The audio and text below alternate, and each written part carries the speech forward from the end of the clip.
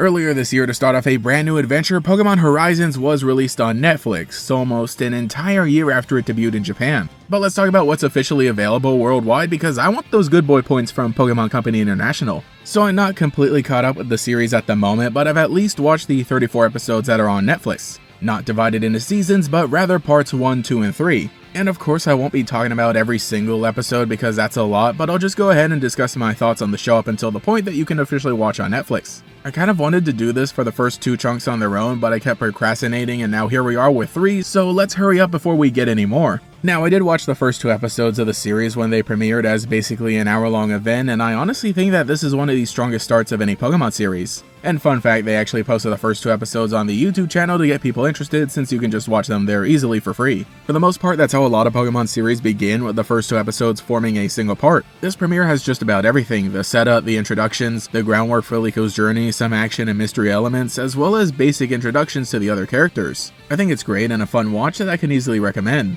If you end up liking it and getting interested, then it's a pretty good representation of how the rest of the series might be. I like Liko, she's a fun character to watch. At first you might not think she's very proactive, mostly going through her first days at Pokemon School somewhat unaware of where she wants to go from there, but once she gets caught up in a plot with the villains, that's exactly the push that she needs. As we continue through the series, or at least the first arc, she continues to develop and that's fun to watch her grow. Her Sprigatito is cool, being a bit aloof at first, you know, just like an actual cat. They grow closer by the end of the first little adventure. Though what I think works really well is placing her alongside Roy, who doesn't show up until the 4th episode, but I do like how the story progresses in that way. Roy isn't like the opposite of Liko, though he does add some contrast between the two. Mostly in his initial approach to problems, and of course how he becomes a trainer and begins the adventure and partners up with his Fuecoco. The trio is later rounded out by Dot, who is really much more of a slow burn, with her progressively being introduced to the cast as well as the audience. And she ends up with Quaxly, so there's somebody for each of the Paldean starters. Of course, the concept of the show overall is really interesting because everything centers around the brave Olivine,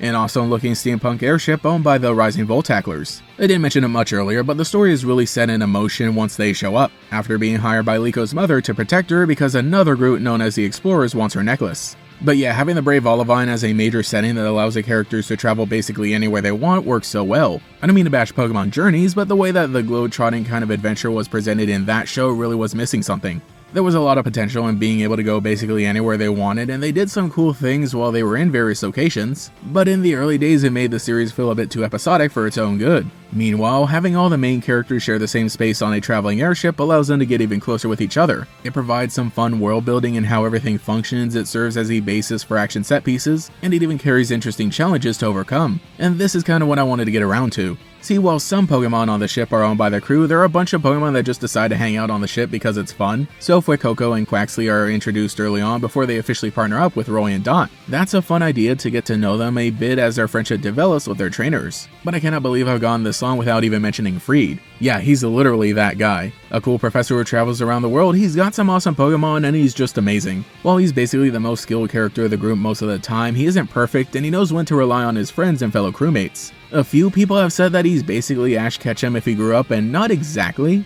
There are some differences, especially when you get into some of his backstory, but if you wanted to see a cool grown-up with a Charizard and a Pikachu that defies all odds, then they're just perfect. I also love Captain Pikachu himself. Yeah, by the way, the Pikachu is the captain of the whole dang ship. They're able to make him feel very different from Ash's Pikachu, and they give him a lot of unique characteristics, and even the voice is a little deeper, which I think is really funny. A standout episode for both Freed and Captain Pikachu is episode 18, which reveals her backstory. I won't go into it a whole lot here, but I will say that if you need to watch a single episode to see some of the best there is to offer, just watch this one, trust me bro.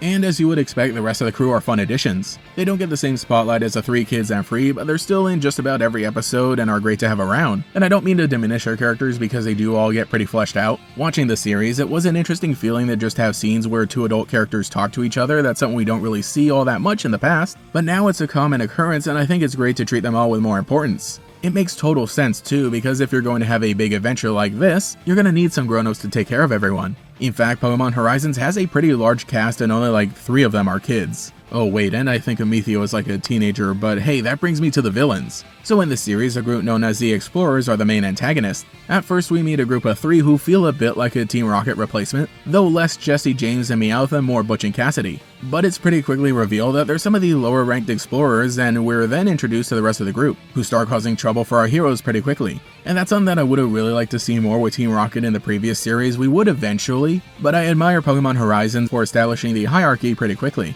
I've got to say though, Spinel is the one who stands out to me. The dude is straight up villainous and terrifyingly smart. I love getting to see everyone face off against him during his introduction, and the rest of the group is pretty fun too. During episodes 24 and 25, the main cast meets up with Liko grandmother at an old castle in the Galar region, and the explorers track them down. It makes a great confrontation, and there's a big battle that caps off the first major arc. That's another group of episodes that I think are just great. And overall, the progression of a lot of the mystery is what keeps things moving, with stories of a trainer who befriended some special Pokemon that slowly unravel as his secrets behind Terapagos are revealed. So altogether, there's actually a lot going on, but it works out really well to keep you watching. There are still some episodes that feel a bit slower, as you can expect in Pokemon, like Horizons isn't completely different from the previous series. It's still Pokemon at its core, but I'm very happy with how things seem to be planned out a lot better from the very beginning, since we aren't immediately following the story of Scarlet and Violet, but are instead crafting something new. So yeah, if you've ever been wondering what my thoughts were on Pokemon Horizons, those are pretty much them. I know I wrote this video more like a general overview, bringing up what I liked about each element rather than like a full-on review, breakdown, or discussion, and a good amount of it was presented as if the viewer has never seen anything from the series, because I wanted to bring up some points and give some thoughts for anyone who maybe was on the fence or was unaware of it, because I honestly do think that if you haven't seen the Pokemon anime in a while and were wondering how it was going, I highly recommend checking out Pokemon Horizons. Also, yeah, like I said, I wanted to keep the discussion to only what's currently officially available on Netflix, and I did kind of fall behind, so accurately condensing over 30 episodes was going to be a difficult task. But if you'd like to see me continue talking about Pokemon Horizons in 12-episode chunks as even more are added, then let me know in the comments below. Also, let me know what you think of the Pokemon Horizons anime, whether you've been watching from the beginning or are just now giving it a watch. Anyway, I should get back to my own journeys. Let's go, Rising Voltacklers!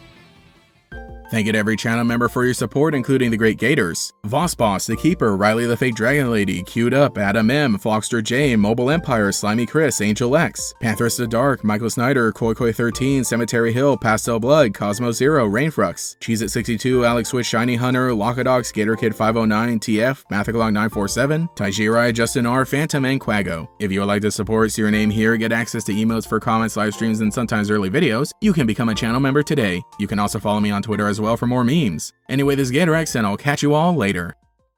Falling behind on Pokemon Horizons? Well, YTV will catch you up with a marathon of the last 4 episodes. See what's hidden inside the forest and out. Pikachu! That's a lot of Magneton. As the crew finds new Pokemon and new adventures. There's so many adventures waiting for us out there! Pokemon Horizons, Friday starting at 11:05 on YTV. Also streaming on Stack TV and Teletoon Plus.